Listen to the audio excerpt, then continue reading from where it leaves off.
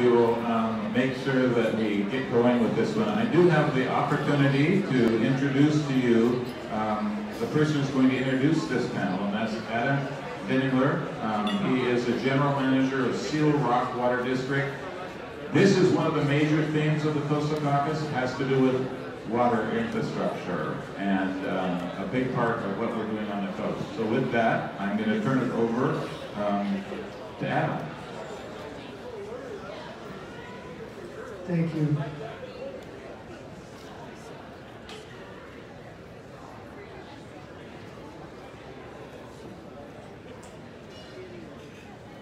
Well, good morning.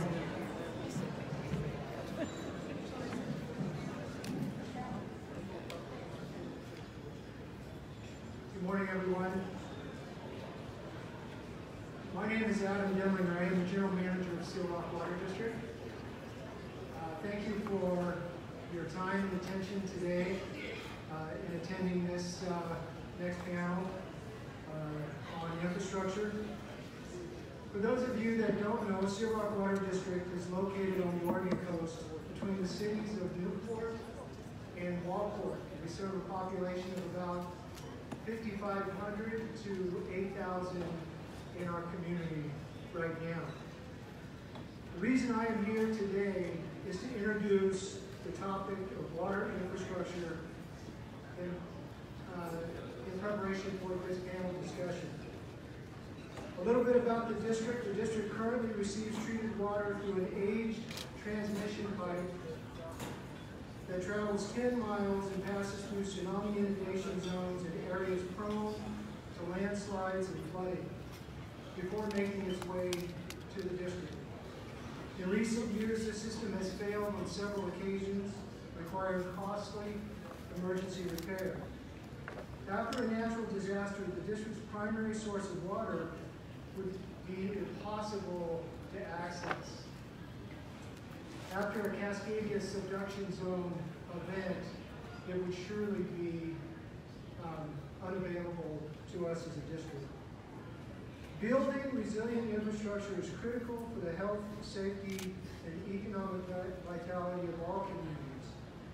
And the district would not be, and can be especially difficult for small rural communities like ours to afford. Faced with the challenges of maintaining failing infrastructure, the Seal Rock Water District Board of Commissioners took proactive steps to correct these critical issues by engaging consultants, stakeholders in our areas, and experts in the area of addressing the district's critical water supply needs. Fortunately for the district, through a partner funding package provided by USDA Rural Development and Business Oregon's Safe Drinking Water Program, the district received $15 million in funding, which included low-interest loans and grants. This funding is being used to develop a reliable water source and infrastructure that will be built to new seismic and tsunami resiliency standards, ensuring safe drinking water for this rural community. Following Oregon's resiliency plan, proposed improvements, which include a new source water intake and advanced membrane treatment facility, these improvements will be constructed closer to the district and will promote rapid recovery after a natural disaster. Water infrastructure plays a critical role in protecting public health, promoting the economy, and ensuring a high quality of life. Though largely out of sight and out of mind, many of these complex systems are aging, neglected, and are in need of immediate attention. Whether the challenges call for immediate action or require long-term planning, communities throughout the state are facing big financial hurdles and the serious consequences of an aging water infrastructure. In this challenging economy, tapping external resources in partnership to promote sustainability and developing a more resilient infrastructure is absolutely critical. The district's success in positive grant pursuits is largely due to the highly collaborative efforts of our Seal Rock Water District Board of Commissioners, our partners from USDA Rural Development, Business Oregon's Safe Drinking Water Program. Funding from programs like these allow the district to offer our customers even more value for their dollar. With their consideration and support of the district's improvements, we will continue to provide reliable, safe drinking water to the Seal Rock community. In addition to my role as a general manager of a small water system on the Oregon coast, with the support from Oregon Water Resources Department, I also serve as a co-convener of the Mid-Coast Water Planning Partnership. This approach, which is recommended in Oregon's Integrated Water Resources Strategy, encourages integrated water planning at larger scales and gives communities like ours a greater voice in determining our water future. Through this collaborative process, we are learning that all the municipal water and wastewater providers in our region struggle with many of the same issues, like how to fund major water and wastewater improvements. Failing infrastructure is an epidemic in Oregon and an epidemic across this country. The Mid-Coast region, like most communities around the state, has unique water challenges that, if left unaddressed, will intensify over time. For example, over the last few years, some water suppliers have struggled to meet existing demands. A 2008 study found that given current supplies and infrastructure, several water suppliers in our region may be unable to meet demands by 2020. Low summer stream flow and limited water storage create pressures to meet the needs of communities' drinking water while maintaining stream flow critical for life, critical for fish, recreation, and the industry. Many of our communities and their water systems are vulnerable to natural hazards, such as the impacts of floods, earthquakes, tsunamis, and are not prepared to respond to such events. Let's face it, we don't find ways to provide funding for infrastructure. Some small communities right here in Oregon, on the Oregon coast, that can't afford to correct water and wastewater deficiencies may not make it to the newsroom. While this may paint an unwelcoming picture for some of us, it's the reality of our situation, and we can no longer ignore these conditions. I would like to think that Seal Rock Water District might serve as one example of what hard work and determination can deliver. But properly considered, the district's path to successful outcomes is paved through accepting responsibility for our system, correcting conditions, and developing a strong foundation of collaboration. I'm encouraged that our state lawmakers, along with state agencies and the governor's office, are engaged in finding solutions to the challenges we face in our communities. Thank you for the opportunity to share with you some of the district's struggles and successes in financing major capital improvements. I hope you get a lot out of this next session. Now, it is my great pleasure to introduce representing District 16, Senator Betsy Johnson.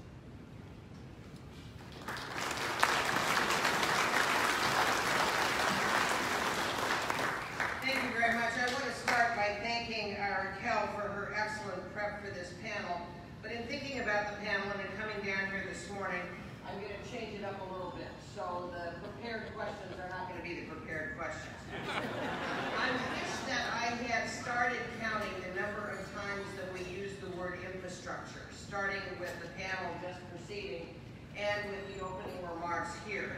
And so I'm going to begin right off the bat by asking the three folks, Mr. Byler representing Water Resources, Meta Lofgren representing the Watershed Enhancement Board, and Mr. Huffman representing the United States Department of Agriculture, to, while they're doing introductions, think about the first question that I'm going to ask them, and that is, how do the three of you define infrastructure?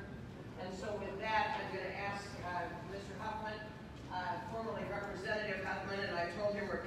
I'd known he was going to have this damn much money, I'd have been a lot nicer to him when he gets in the house. But I ask him to begin by making opening comments, and Kaji, take the first question that's coming your way. All righty, thank you, Betsy. Great to be with you today. John Huffman, USDA Rural Development. If you don't remember my name or the agency or whatever, just remember your coastal legislators. I served with all of them but Tiffany. They can get in touch with me, and I can put you in touch with my agency experts that administer 50 different programs, and we did right at $750 million worth of business in Oregon last year through USDA Rural Development. So in all of our 50 programs, we are really probably one of the least known, sadly to say. I'm trying to change that. As we do projects in legislative districts, I send out a personal email to Betsy and Cliff and everybody, and Jeff's got one, and he's even closer to the metro area. But when we do a project, I let them know that USDA Rural Development funded a certain project. Adam mentioned Seal Rock Water Project. We were heavily involved in that with one of our state agency partners, Business Oregon, and we are always connecting and collaborating with Business Oregon, Oregon Housing and Community Services, DEQ, and on and on and on. State are our partners, so we do bring that federal and state partnership to the table when we talk to communities about solutions, whether it be water or wastewater or housing or whatever the need for the community might be. League of Oregon Cities did a study 2 or 3 years ago and identified that there was about an $8 billion deficit in water quality and water supply infrastructure needs. And kind of to get to Betsy's question about infrastructure, USDA Rural Development is the only federal agency that can actually build an entire community with our 50 programs from below the ground up.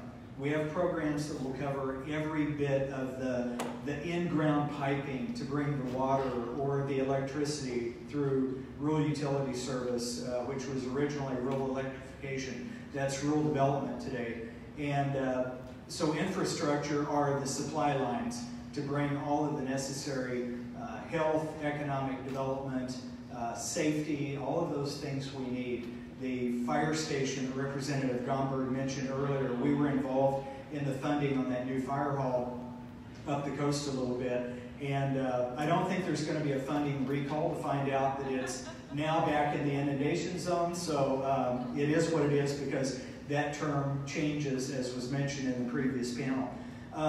We've done a lot of water projects just in the last year. One of the programs we have is called ECWAG. It's the Emergency Community Water Assistance Grant Program. And typically it's $1 million. And we've done some of those on the coast. We've done Prairie City. We've done Bly. A number of those $1 million grants for new wells, like in the city of Mosier, for example, where their well goes dry or they have mingling aquifer problems. And in Bly, the Klamath tribe exercised their right for a first-in-line water call. And the city of Bly still needed water, and so they came to USDA Rural Development. We were able to supply $1 million ECWAG for them to build a new city well outside of the current draw area for their water system. So we're involved in a lot of infrastructure, a lot of water, a lot of wastewater programs.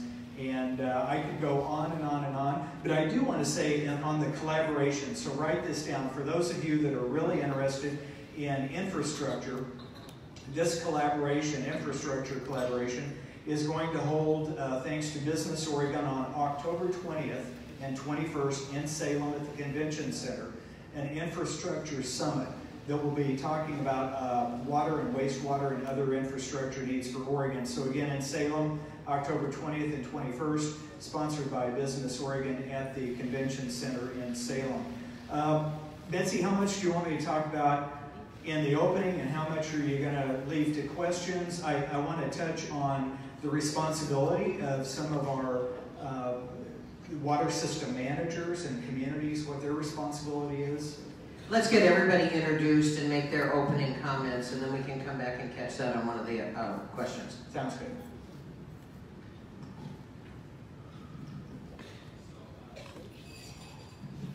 Can you hear me, folks? Yep. Fantastic. My name is Tom Byler. I'm the director of the Oregon Water Resources Department. And my agency is responsible for the management of use of water across the state. If you have a water right, you probably know about our agency. I am going to be speaking kind of in tag team mode with Maida today because one of the things that we want to convey to you is the importance of water infrastructure. We will talk about the breadth of what that can mean and its importance to Oregonians. And Governor Brown's 100-year water vision, which is an effort to try to engage Oregonians around the real important issue of water and our water future for the long term. Maida's going to talk about the vision itself and the steps we want to take going forward.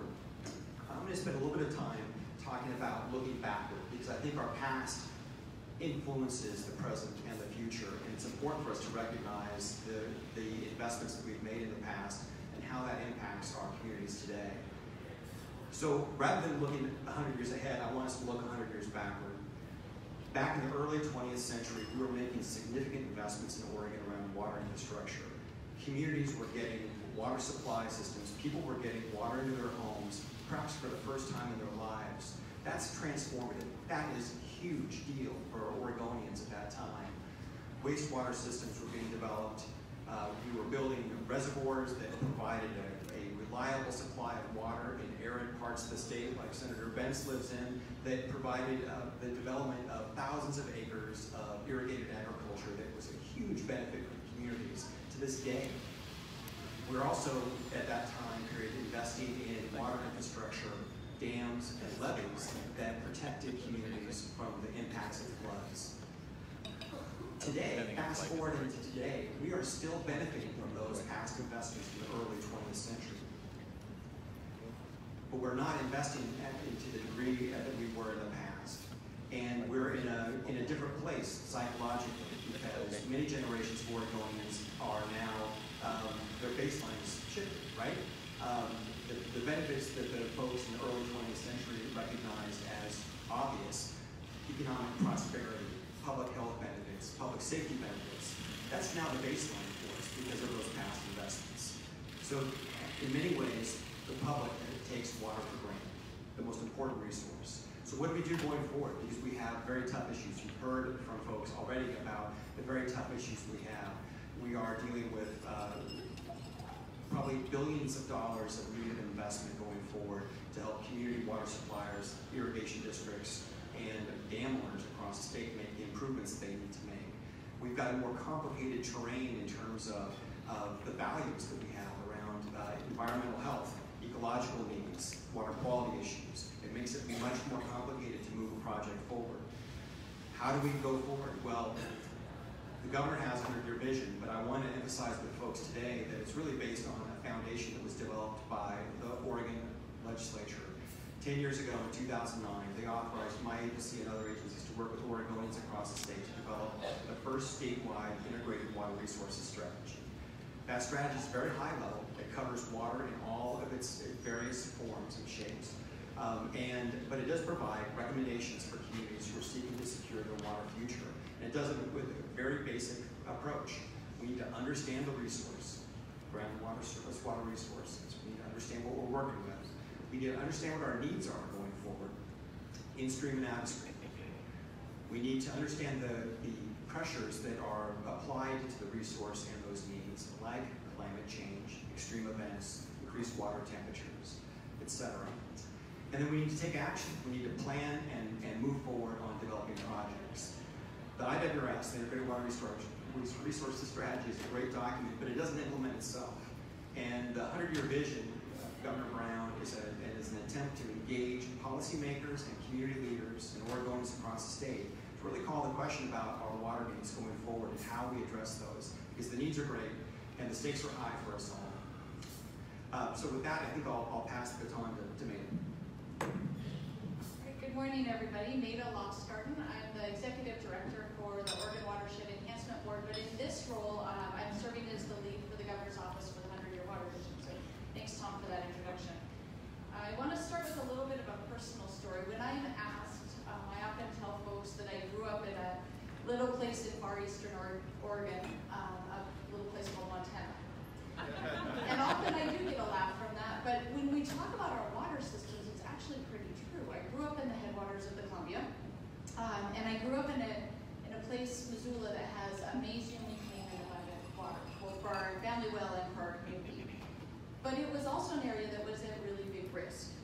There was a dam upstream from Missoula that hadn't been used for many years. It had trapped 6.5 million tons of soil that had arsenic and other chemicals from mining operations that had ceased 100 years prior. But it put that community at risk. If that dam failed, that arsenic was going to come into our community wells, into our family wells, and others. It took a decade of work. It took $123 million of investment. Now there are 44 miles of river restored, the dam is removed, the dirt is moved, and the city's source water is safe. And when I think about Senator Johnson's question about infrastructure, all of those things come to my mind. It's about the rivers that feed our communities, so how are we keeping them protected, the fish and wildlife that are in those rivers. It's about the communities that receive that water, how the water is cleaned when it leaves, and as it goes downstream for fish and wildlife, how we're also protecting our coastal and other communities from catastrophic floods. So there's a big range when we talk about the 100-year vision that is critically important for us to be paying attention to. As Director Byler mentioned, we are building the vision, which there's a document outside on the table, and also thanks to Rosie on the app for this conference. You can go out to the attachments and find this document. It's our release of the 100-year vision and the associated problem statements. I'm just going to really briefly touch on a few so we can get to questions. It is built on the integrated water resource strategy. And what we've found is exactly what you've been hearing all morning. Our infrastructure has served us well. It is really showing its age. If we have wooden pipes that are 100 years old, if we have tide gates that are hanging off their hinges, we are not taking care of our infrastructure, and we're not adapting for the new requirements that come. So the vision begins with a commitment to develop approaches for us to steward our water, to ensure clean and abundant water for our people, for our fish, for our wildlife, for our economy, for our environment, now and for future generations. And that for me is a really big lift. We were talking earlier about expertise in water. I am not the expert in water, but I know many of you are. And so we've identified a series of problem statements. Some of those problems include the focus on a need for a modern water supply, emergency systems, ways to keep our water cool and clean and our community safe. To address those problems, I think we all believe that we've got to rethink the money part of how we invest in this. We're cobbling together money in a variety of ways that just doesn't work successfully for local communities. But we also have to have the right data and the right capacity so that we can do strategic planning and decision making at the community level. If you look at this last session and a number of amazing funding packages that passed through the Christmas tree bill at the end of session, what we're missing right now is a coordinated way to bring those priorities forward up from our communities through a strategic process. In many ways, our work might look like what the transportation package looks like now for Oregon. It's not perfect, but that investment system allows communities and regions to prioritize their transportation needs. It gets rolled up into a package that the legislature then considers every 3 biennia or so. But even to get to that point, we're missing some things on the water infrastructure side. First, people need to pay attention. It's hidden systems. We've got to get people to really focus on them. And unlike roads that are owned by the feds, state, cities, counties, our water infrastructure is owned by a broad and pretty chaotic bunch of individuals and organizations and managed across the board. So we have to figure out the governance so that we really can have communities like here in the coast that can look at both natural infrastructure, our streams, our rivers, our wetlands, our estuaries, and built, and figure out how we prioritize those investments so that we have safe communities and a strong economy. So all of those challenges are outlined in this document. I'm not going to read it to you. On the back of that document, again, that's up on the app and in the back of the room, we talk about how we're going to engage you all in phase 1 this fall. So our plan is to really reach broadly, to listen and learn and engage Oregonians to see if we've got this right. So we want to talk to you about the data, what we know about data, what we need to know about water and water infrastructure. We want to talk to you about funding, what's working, what's not, how can we be better coordinated. We also want to raise the level of awareness about water and its impacts on environment, safety, health, and economy. So we're going to be doing a set of academies all around the state this fall to really raise the awareness about water in the state. We know our future is already being shaped by climate change and population. We've heard a lot about that. What we're doing now is going to determine whether we have a good legacy for our kids and for future generations in these areas. So I'm really excited. The legislature's formed a committee on the House side. I'm really excited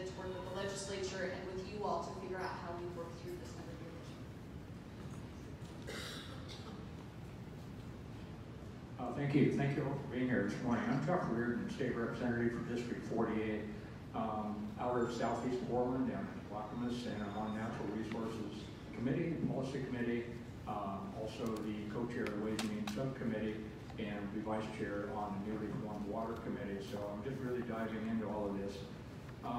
Someone asked me recently why I care so much about water, and after all, my background is much more high-tech education. And I wish I could show you a picture of my boat floating at the dock up on Swift Reservoir near Mount St. Helens, but I can't, because that dock is sitting on a beach, and I can't even drag my kayak or my boat out to the canoe out to the lake. It's half a mile, and I'm just not going to do that. The trouble is that's becoming the new normal, and so that's just a personal example of why I think this work is important. But other examples, think about algal blooms in Salem shutting down their water supply last year, having to issue water. Think about what's been going on in Warm Spring, just as a couple of examples where they've had to boil water since May, and I think they're off their boil water order now. But that's the kind of real issues that Oregonians are facing. We have a lot of other problems. I think a lot of this, I may just echo what Maid is saying, but we don't know how much water we have below ground.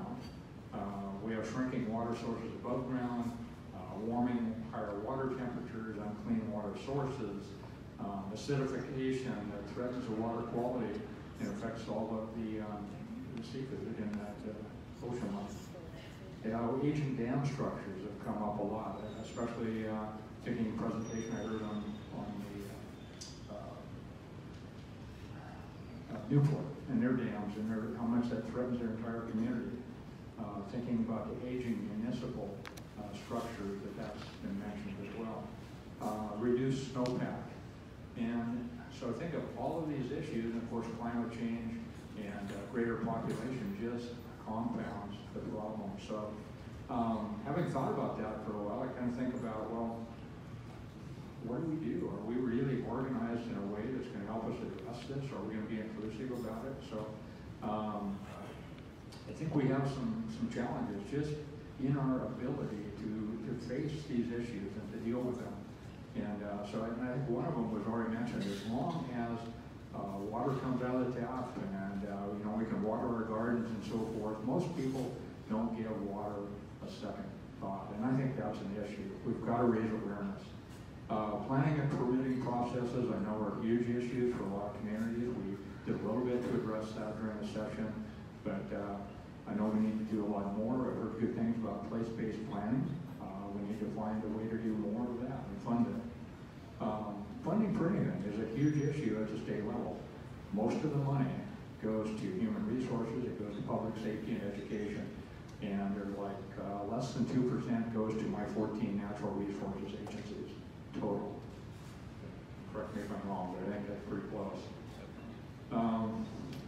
So how are we going to fund this, and how do we make the best use of the money? How do we prioritize as we go forward? So I'm just one member of the House of Representatives. I visited a couple places last week that had interesting projects, both on the coast, and I plan on visiting some more. I'm going to do whatever I can to help raise awareness and amongst my colleagues. And but I want to say one thing: when we do this work, we've got to do it in a way that includes urban and rural and everybody in between. We've got to develop an ongoing way to have a good dialogue about this. And I think the governor's vision is saying largely the same thing. So, but mainly we need the systems, we need the data. At the end of the day, somewhere at the end of some session, there's going to be some legislator and a few other folks that are going to be poring over spreadsheets. And when they do that, I want to make sure that that's based on decisions that are made with community input and good data. So I look forward to working on this, and I'm glad you're here helping take a lead on this. Thank you. Let's go. Ben's, and then we'll come back to you, Mr. Brown.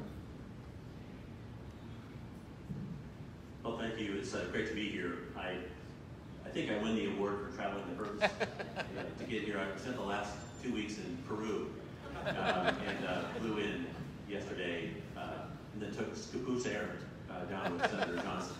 That's the scariest part of the trip. No, I'm not saying something. So I'm the state senator from District 30, which is 38% of the state of Oregon. It still has the same number of people in it as all other Senate districts, but it's 38% of the landmass of Oregon. The district touches Washington State up at the Dalles, which I have the privilege of representing. I have sisters, I have Terrebonne, I have Madras, and then I have Ontario, Baker City, and parts of Lakeview. So my district touches 4 states. I grew up on a cattle ranch just inside Oregon, just outside of Nevada, where there was almost no water. And stayed there for 10 years, and that ranch was sold. We moved to a ranch 100 or so miles away, still in Hardy County, and we thought we moved into the Garden of Eden because it actually rained. And we grew up, though, every day wondering if we would have water. There's a constant drumbeat of will we have water in the eastern part of the state. This lends itself to a degree of paranoia that's totally justified. The challenge when we talk about water, and you're dealing with folks who actually know what it means not to have it, is to understand that fear and then to appropriately address it in any context of water. And how many of you have been to Peru? Can you raise your hands? How many? Okay. So you 3 people know that they have very little water in Peru. The space along the coast is a desert. Lima is on the coast. You are not allowed, just to make this really graphic, to put toilet paper into their toilets. All the toilet paper goes into a container adjacent to the toilet. That's because they don't have sufficient volumes of water to carry anything away. It's been that way for many years there, and it's growing worse. If you want a vision of how Oregon might look, go to Peru. We stopped in Costa Rica for 4 days on the way down. They're facing the same challenges. In any of these conversations, by the way, water, climate change, I'm irked because I'm a Republican. And I tend to be judged not by things like you'd find in Scientific American, which I often purchased and did on my way back from Peru, but by other Republicans' approach to these important issues. I resent that. I suggest that if we are going to approach this issue in a thoughtful way, which is why I'm here, and I'm sure why all of you folks are here, you will listen to the person, listen to the message, and not attack the messenger. It's critically important. Now, having said that, these issues of climate and water are critically important to every one of us here. Unbelievably important. It's going to take all of our thinking, all of our smart people, all of the science, all of the thought possible to address these issues in a way that's going to keep us safe. You know what I'm trying to say here is you can't engage in politics, which is exactly what happened, unfortunately, in House Bill 2020. And I want to give credit to my good friend Michael Dembro for working his butt off on the bill.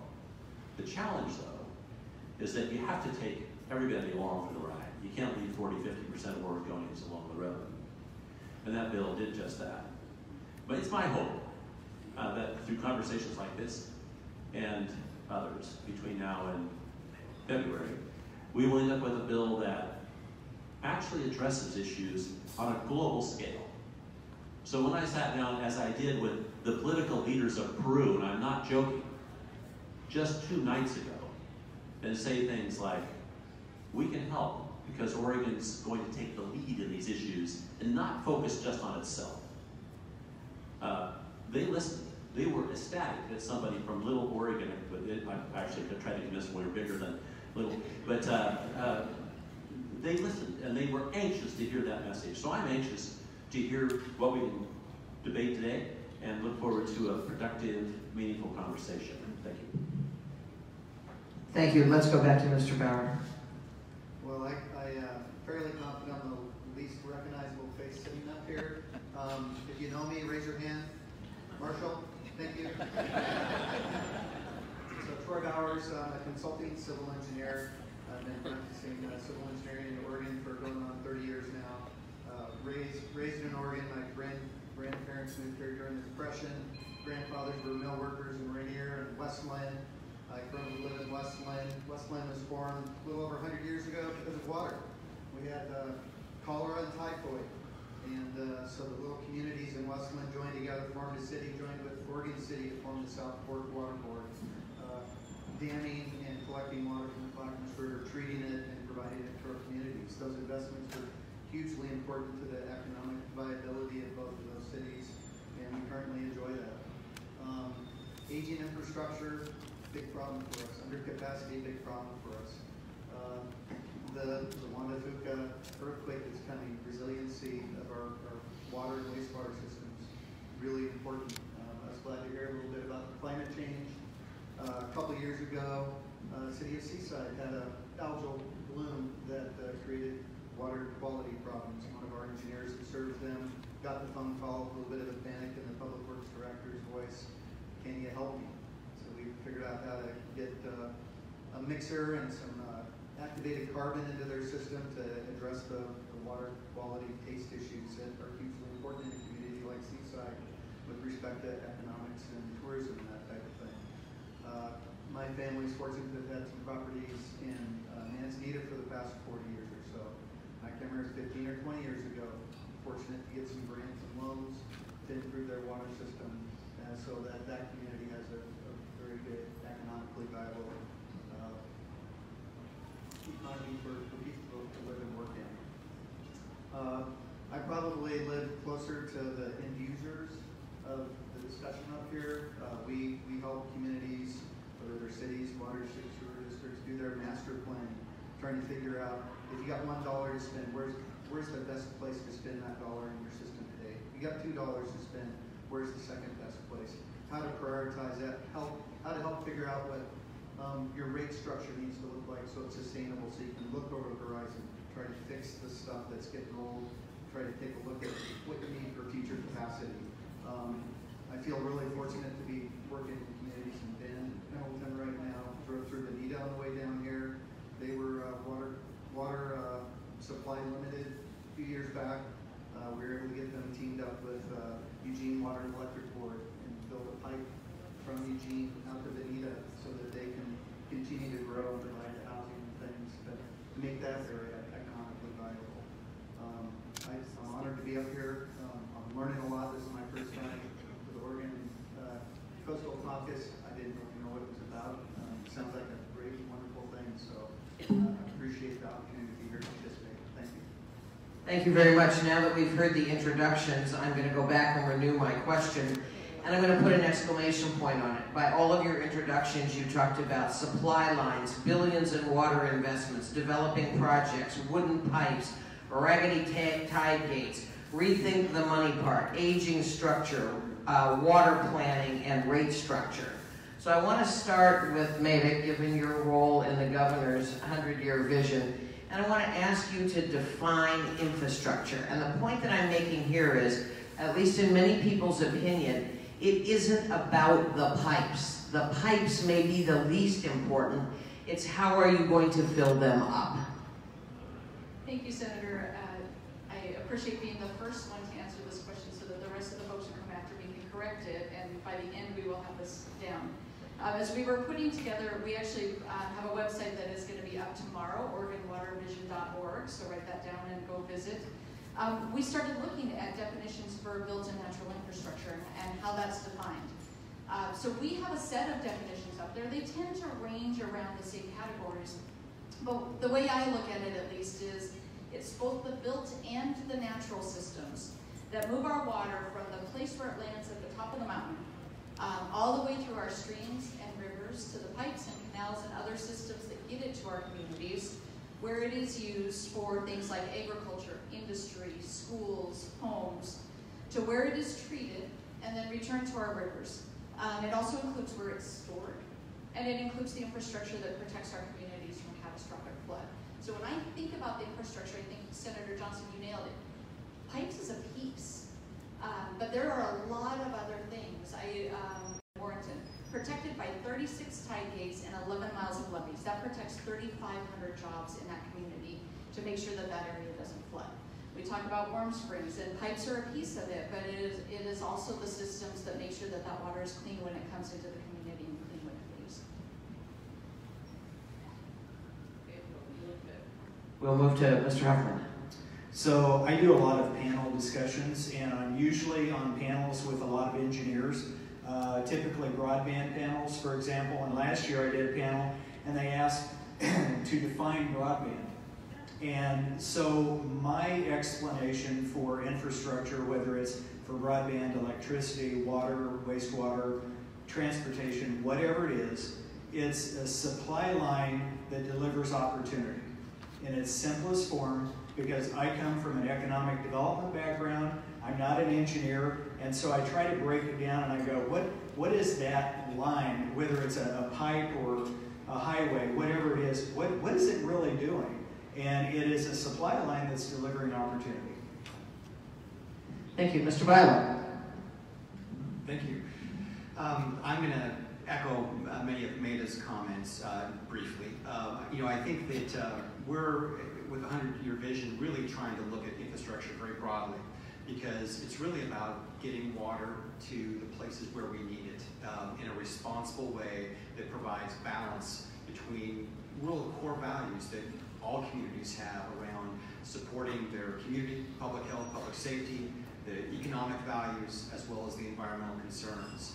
It can take a lot of different shapes and forms. If we get too focused on the pipes or the dams, those are the trees, not the forest. And I think if we're going to have a constructive dialogue as Oregonians around where we want to go to help support our water future in communities around the state, we need to elevate the conversation around infrastructure and think more broadly about it, because it can take a lot of different shapes and forms to be successful.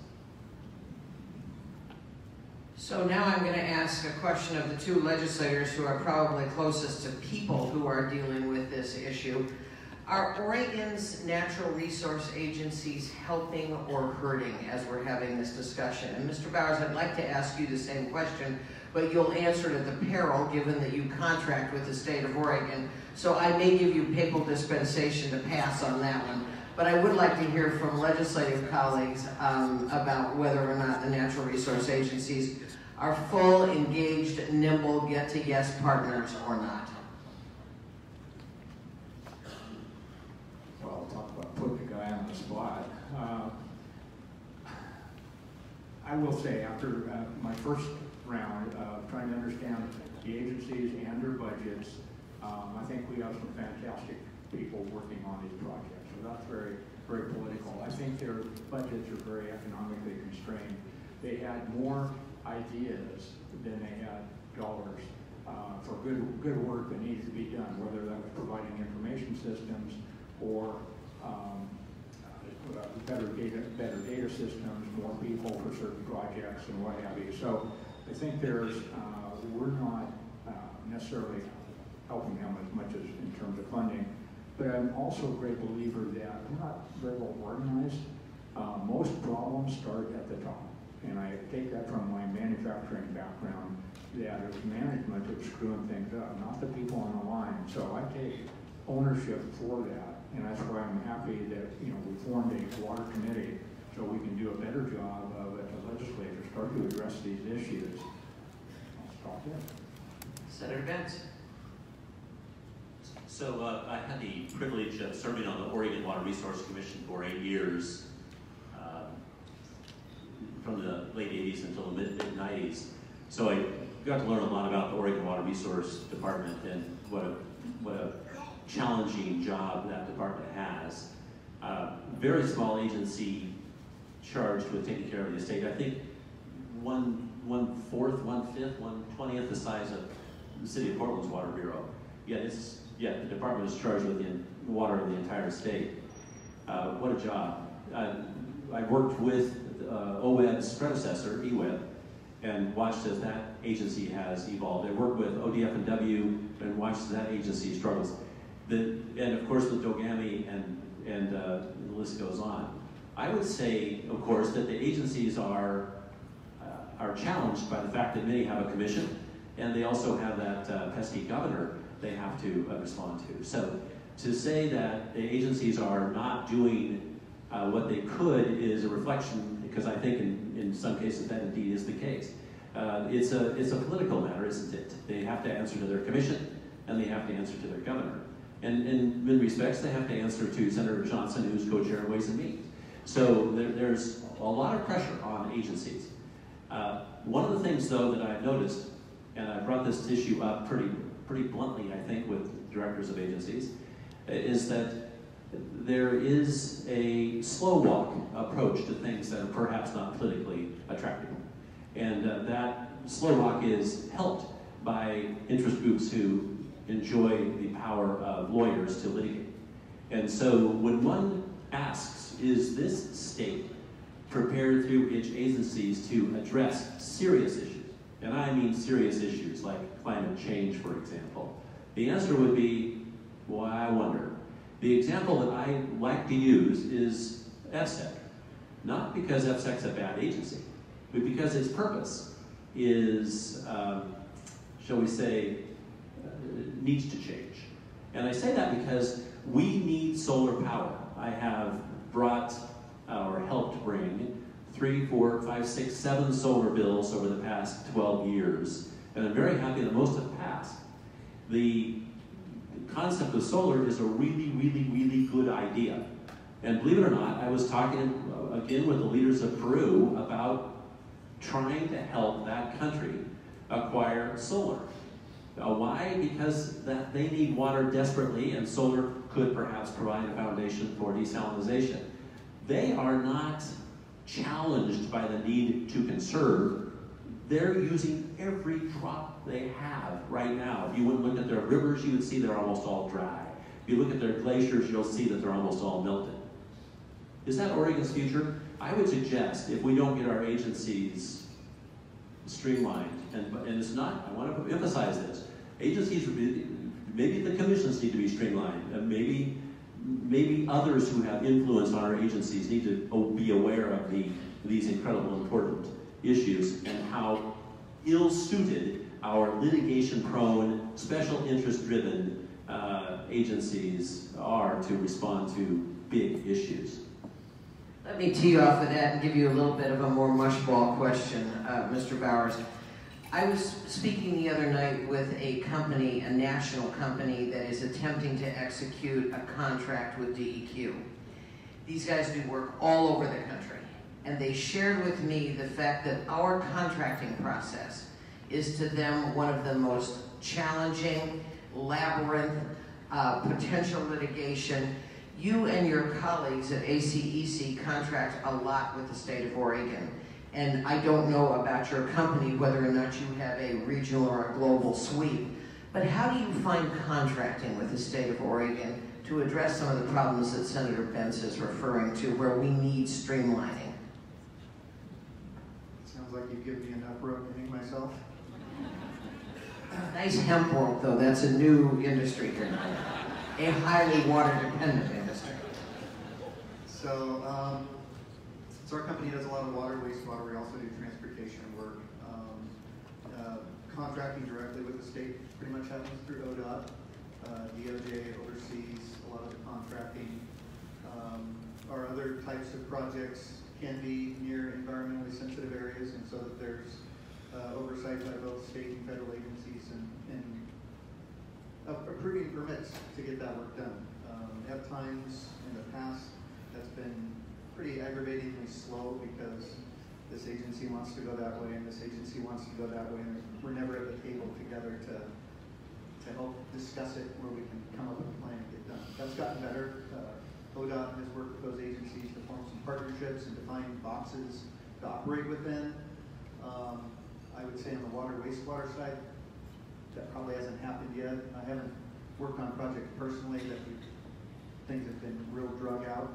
I would say that we're at risk a little bit right now with people retiring, with the PERS chute, waiting to drop all the time. I think we've had staff that haven't had real good raises over a good long time. So trying to attract and retain talent as the rest of the economy's moving up makes things challenging. I would say that people that work at those agencies generally, their heart's in the right place. I think sometimes we can suffer a little bit from individuals having their view of the world, and maybe because of change in supervision changing, getting those people maybe reined in a little bit to try to figure out how do we get to yes, how do we get to the right yes. But sometimes we have people that are sitting in those seats that are trying to figure out how to get to no just because they feel that that's really what they should be doing. And so I think changing that view of getting to the right yes and helping us get the yes in a timely fashion is the one I guess conversation I'd like to see continue. I'm not going to throw anybody under the bus. I think they're doing a good job. Could it be better? It can always be better.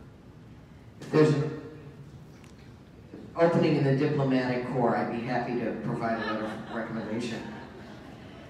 I want to ask one more specific question, then open it up largely to the panel to comment, because I know that Representative Huffman had some comments that he wanted to make. I think, Maida and Tom, I heard you say that rivers and streams are going to be an important part of how you define infrastructure. And so my question is, how are they maintained and at whose cost? This is, for me, a great question, and one of the reasons that I became interested in the first place. So Oregon Watershed Enhancement Board has been around for about 20 years. We're an investment arm. We're a foundation, basically, with lottery dollars that invests in native fish and wildlife habitat and water quality. And what we're finding across the board, Tualatin with Clean Water Services, Prineville with their wastewater wetlands, and Adam the Brand as well, are consistently, we are turning our face back to these natural systems and saying, why spend $10 million on a cooling plant at Tualatin when we could spend $3 or $4 million and invest with farmers on the ground to plant trees alongside the river, keep that water cool before it ever enters. So we're saving money for that community. At the same time, what we're using is what I would call a natural infrastructure, strategic solution that's based on those streams and rivers, keeping them cool and clean. And guess what? Side benefit, fish and wildlife habitat is taken care of as well. So we've been engaged in a lot of these where the funding gets a little funky because it's an infrastructure solution and they're coming to a habitat agency to help fund. Over in Prineville, we just helped fund their wastewater wetlands, which is a wetland treatment facility for their wastewater. It goes through one system first and then through a set of 5 wetlands before it returns out clean to the Crooked River. Also has a great 5K run if you're interested, so the community benefits. I think from my perspective, I think one of the things we've missed over the last 100 years when Tom talked about our early water infrastructure is people are amazing engineers. We can pipe the heck out of anything. We can dam stuff. We are good at that. And we didn't catch the perspective that our natural infrastructure was providing a lot of that to begin with. So we created these built solutions. We're now, it almost feels like rediscovering that our streams and rivers and our wetlands and our estuaries were providing some of that. And so in my mind, I think that's something that we as the public need to pay for. We need to be investing with our farmers, our ranchers, our forest landowners, because they are taking care of that critical resource on its way down to us. That means, and that's part of my excitement about the 100-year vision, we just absolutely have to rethink our investments. We have to be nimble and locally flexible. We have to be able to work with the permitting agencies. We have to think about water quality trading options. We have to think about conservation.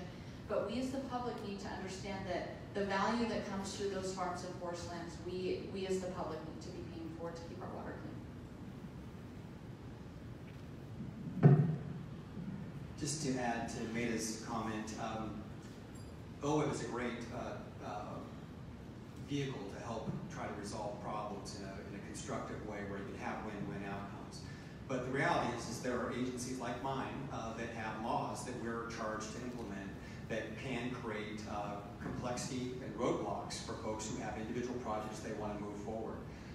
Those laws are well-intended. They often protect values that Oregonians are in favor of, but they do add complexity.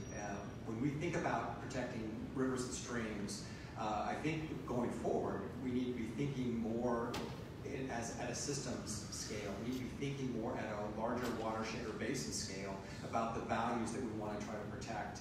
I think those kinds of conversations, the planning that would happen with that would be hugely beneficial to individuals who are trying to move specific projects forward, because when you're just looking at an individual project in a very specific location, it's a huge lift often for those project developers and project proponents, because they have to work with all the different agencies to try to make it work. Perhaps if we can start investing more time into understanding what the vision is at a larger landscape scale, that will create more opportunity for partnerships and clearer paths for folks to be able to develop projects that can meet the triple bottom line of the economy, the environment, and the community. What part do you want me to hit on? All of it? You want me to finish out?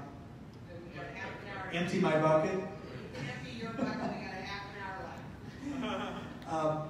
Senator Johnson wanted me to touch a little bit on a few years ago, I don't remember, Tom, maybe 2015 or so, the Mosier $1 million.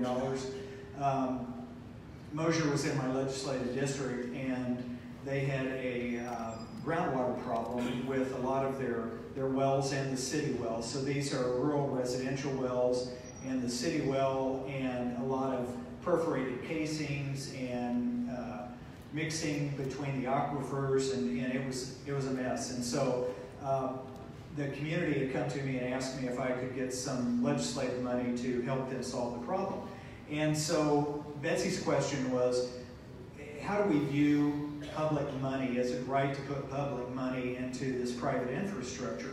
One of the things that made me feel comfortable in making the ask to the legislature was that I knew that Tom's folks had worked on the Mosier situation for a number of years.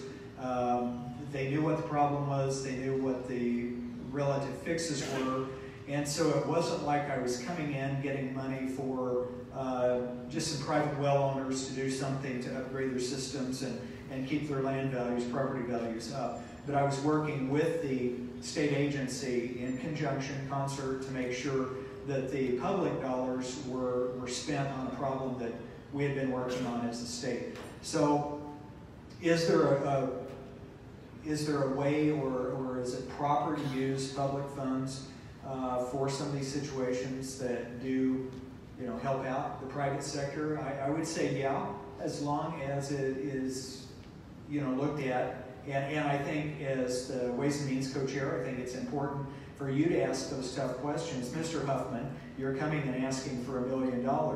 What's the background and what have you done? Are you working with the state agency? And hold me accountable, hold Cliff accountable. Jeff never asked for any money, so I know that it's Cliff that you'd have. Anyway, you had a question? I don't want to leave the impression that I am personally opposed to private investment. I can think of a situation out in the Umatilla Basin that Senator Bentz knows better than I do that has involved an investment of about $11 million of state money, and I think that the farmers and the irrigators out there are on the hook for about $80 million. I know one of their folks is in the audience, and I may have missed the number slightly, but they've got skin in the game too. Absolutely, and which teased me up for the next one. Betsy and I talked about skin in the game.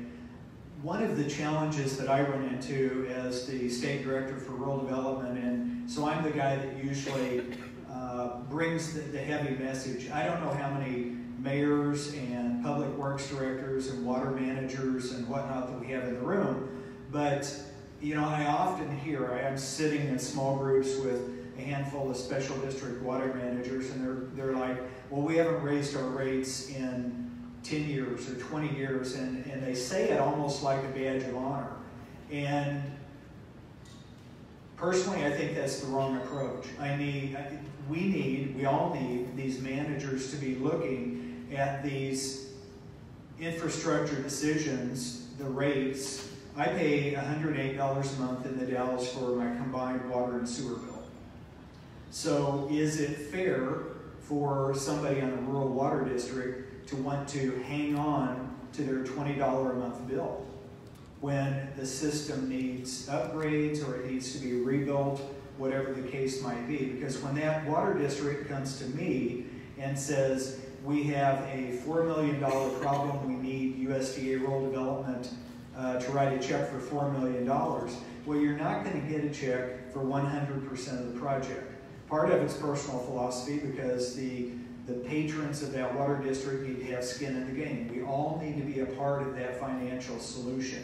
And where I think we could do better, and where these folks are working at the state level on the 100-year water plan, we have to have a plan. And our systems are just like our house and the roof and everything else within that house. We need to have a plan. We need to have a plan for maintenance. We need to be setting aside dollars every month to make sure that we can afford that fix when the roof starts leaking or whatever the case might be. And when you come to USDA rural development, we have a process that you have to go through, and part of that process is to do an audit of your books to determine that you have the capability to repay the debt service on the loan, because part of your fix will be a loan, I assure you. State agencies, whether it's Water Resources, USDA Rural Development, Business Oregon, and we're all coming together as a team to help you solve your problem. You are going to have to be a part of your own solution.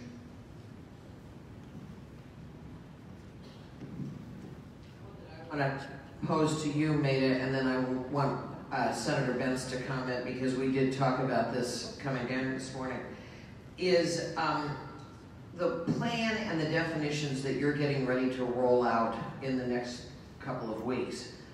Where did those definitions come from? Who was at the table?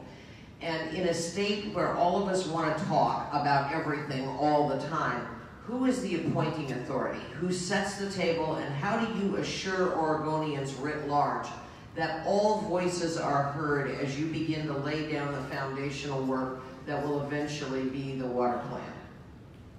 I'm glad you asked that question, because it gets to the part of the 5 minutes that I didn't have, the extra 5 minutes that I didn't have at the beginning of this session. So as we're doing phase 1 of the water vision, we are actually looking for a broad base of folks to give us feedback. So the definitions that I talked about that we've put up on the website are definitions that come from other places. We at this point in time have not said this is our definition for natural infrastructure. We're going to be working that this fall to gather that from other folks, to say here are some options, here are some ideas out there. We want your feedback and we want your help. So over this, the vision document that's in the back of the room has been a work of agencies and the governor's office, where we've really tried to identify from our perspective, what do we think the problems are about modern water supply, about built-in natural infrastructure, about levees and stormwater, about our data, about our money, and about our governance. So we took a look and said, here's what we think. Our plan for this is, picture this as draft 1. I had a big draft written across it, but I was told that didn't need ADA for our website, so it just says draft up at the top. We're going to be coming out with a series of technical workshops this fall that we will be inviting any smart people, Troy, you're invited, to come and talk to us about what we know and don't know about data, about money, and about our infrastructure itself. We are going to be coming out. Can I stop you right there? Yes. You're going to invite lots of smart people. Let's assume this is a whole room full of smart people. How does somebody who deeply wants to serve get their name to you and their credentials? It can't be a room of 500 people, but what will be the screen mechanism to make sure that you get that appropriate mix of voices? So for those things like the technical, so OregonWaterVision.org. We are also working, at this point in time, I have a list of, I think it's probably 70 or 75 different organizations that we think have a connection to water. So that ranges everything from in the traditional environmental and water users group to communities of color, to tribes, to healthcare, to emergency management, to housing, where we think people have any touch point with water. We're reaching out to those organizations this fall, and we're doing interviews. During those interviews, we're going to ask them who are the other people we should talk to. We have an email ready to go out to our key legislators with that list of categories, asking you what organizations we might be missing. So our hope this fall is we're not putting many screens on it. We are trying to get very broad feedback. After this fall, our goal is to provide that information back to the House and the Senate and the governor and say, here's what we've learned, here's how we would revise the vision based on what folks have been telling us this fall, and here are some proposals for phase 2. And Senator Johnson, I think that's the key, working with the legislature and the governor's office to say, what does phase 2 look like? You're going to have to narrow that pool, but how do you do it in a way that's inclusive and represents Oregon? And we're not to that point. Our goal is to actually go bigger this fall and then narrow and based. I'm going to put this question to Senator Benz because we were talking about it earlier this morning. His conversations in Peru touched on desalinization, a topic not without some controversy. I'd like you to share with your audience what you shared with me, and then ask Tom, where does a new concept, a new technology like that fit into your thinking, or maybe your thinking about how we prepare for having adequate supply or how we deal with emergencies? You know, I'm happy to respond on the desalinization issue, but before I do, I want to say something about planning. And first of all, before I quote Michael Tyson, I want to say I'm all in favor of planning. But as you know, Michael Tyson said, everybody has a plan until you get hit in the face. And then it all goes out the window. So I anticipate that if we had the earthquake, the event on the coast, or if we have 5 years of drought or 10, suddenly these plans are going to look fairly anemic. Not suggesting we shouldn't, but to me, the planning piece requires really high-level thought. And I want to go back to my original statement about how incredibly paranoid people in water-short areas are. Water is a zero-sum game in those spaces. You take the water from one person, and they don't have it anymore, and somebody else does. And all of the planning that we see from the eastern side of the state generally boils down to who are they going to take the water away from. And so when you're doing planning, it has to be done with incredible care, with understanding of that degree of paranoia. On desalinization, this goes to a concept that actually kind of came up in, not desalinization, but the concept of trying to make people happy to change, as opposed to coming in with a big stick and saying, we're going to hit you over the head if you don't. And this came up in House Bill 2020, the climate bill. And I viewed that as a horribly overreach regulation device, as opposed to one which said to people, you know what, if you were to get an electric car, you would only have to pay 20 cents a gallon for your fuel. Now, look at the flip. All of a sudden people go, hey, wait, I can save all that. In other words, however we do things, let's make it a win as opposed to a threat. And so desalinization is an interesting concept. If you go to people and say, hey, well, there are sources of water. It's not all going to be gone. And this is what's happening in Israel. If you look carefully, I think the book is There Shall Be Water. I probably have it wrong. But everybody should read it. Everybody should read that book and see what Israel has done. Desalinization has huge problems. It's extraordinarily expensive. You've got to do something appropriate with the brine. You can't just dump it back in the ocean and let the fish fend for themselves in a higher salting water situation. But it gives people hope that if all of the rain stops, if suddenly Detroit Lake is dry, if suddenly Bull Run Reservoir, which by the way, I never heard about the fish runs that used to go up that stream. Why don't we talk about it? The point is, we need to give people hope. Desalinization is one of those things. When I was talking to the people in Peru, you could not believe it. They had not thought about it. 90% of the folks in the district in Peru, Lima I was in, don't have running water. There are 1.6 million in that particular district. That could be the future of Oregon if we don't think these things through carefully. I'm so happy Representative Huffman is working for us where he is and helping us address these issues. It's wonderful. And I'm so happy for all of you with this interest in this issue. It's probably one of the most important things we could be talking about. I just want to reiterate the planning point that Senator Benz was talking about and how important it is for us to do that. But I want to look at that a little bit differently because I don't disagree that planning is critically important and going about it carefully is extremely important. My concern is that there gets to be fatigue in communities around the state about doing planning, and folks wonder, so to what end? We can do a plan, and to what end? Are we going to be able to start moving on projects to put that plan into action? And I think that's a hugely important question for us around the water infrastructure discussion, because at least at the state level, the resources that we've had in recent years really are not anywhere close to meeting the demand that's out there. And those are important conversations for us to have the 100-year vision will help us move down that path. Senator Johnson, your question about desalinization, from my standpoint in our agency, we're very interested in trying to help communities meet their long-term needs around water. And one of the things that folks need to look at is redundancy in their systems, especially for community water suppliers. And we approach it philosophically with a very open mindset in terms of ways to approach meeting those needs. As Senator Ben said, desalinization is a complex issue and has huge expense. But from our standpoint, we would certainly be open to conversations within the community who was interested in looking at that as an option.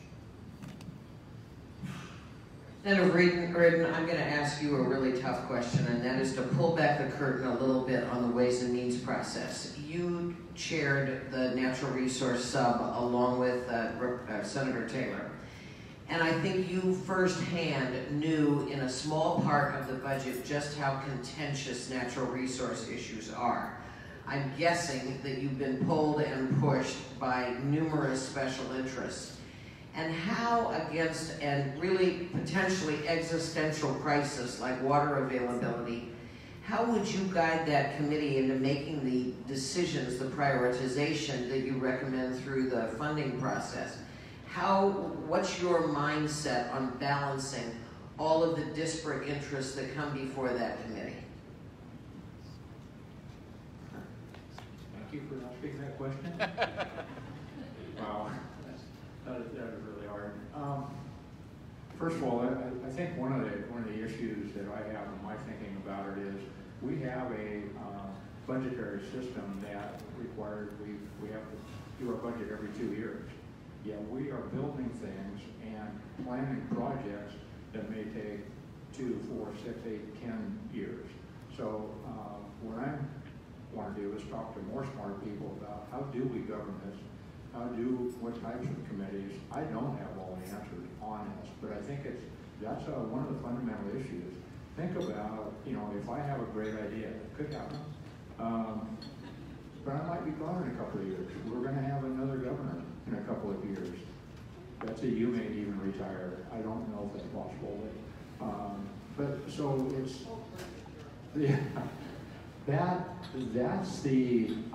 that's my real concern is this whole system of getting people involved. How do we plan it? How do we have an ongoing dialogue that really addresses this so that we can use our funding? I feel like I'm being a little repetitious here, but that's really the fundamental issue. We're going to build something. We're going to have legislators that pass bills, because that's what we do. We could go do that tomorrow and probably make some idea of improvements, but how do we get that greater involvement? So that's why I'm very supportive of the work that Mayor and Tom are doing. First, and then Representative Huffman. I'd like to speak a little bit more to this piece. We had a conversation with former Director Garrett about the transportation package about a year ago, trying to just get our hands wrapped around this concept of how do you do this, look at infrastructure in a very different way. And one of the pieces of feedback we got when we talked about a 100-year water vision is, oh my goodness, it's going to take you 100 years to do anything. Like, forget the 2-year budget cycle, right? It's going to take you 100 years. And really what we've learned, and again, I don't know that it's a perfect process, is if we get the system built right, to Tom's point about, we have projects right now. We just finished up a few years back the Southern Flow Corridor, which was a phenomenal safety, infrastructure, economy, environment project, just knocked it out of the park. It took planning, but if we stopped and said, we're not going to do any projects until we get this big 100-year water vision together, I think we're completely missing the boat. But what we have to do is get ourselves on a trajectory so that every 2 to 3 biennia we are coming in with water just the same as we come in with transportation and saying, all right, on the coast, here's the set of the priorities that these communities have brought forward. They put their plans together, and we get on this cycle so that for the next set of generations, we know exactly how to do water infrastructure. And it's not the Christmas tree bill. It's a process that people can really buy into, that communities know how to prioritize. They know how to feed that up through the system. And So I guess in my mind, I know it will feel a little clunky at first as we get that system going. And our intent is that you continue to fund infrastructure projects that are needed while it's kind of like building a car while you're driving down the road, so that we really can set up a system that all of our communities and city managers understand exactly how to play in and how the federal dollars and the state dollars connect. John, I'm going to give Representative Reardon a chance, and then we'll come to you. Just one quick add. I think the key word there was community, because every community has to be responsible and have the input, have the control over their projects.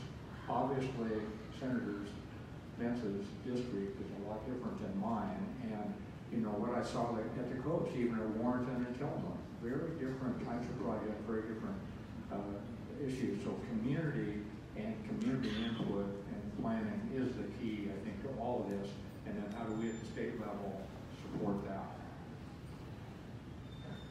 So I agree with everything that was said. The planning part of it, what has to go hand in hand with, or a part of the planning has to be prioritization.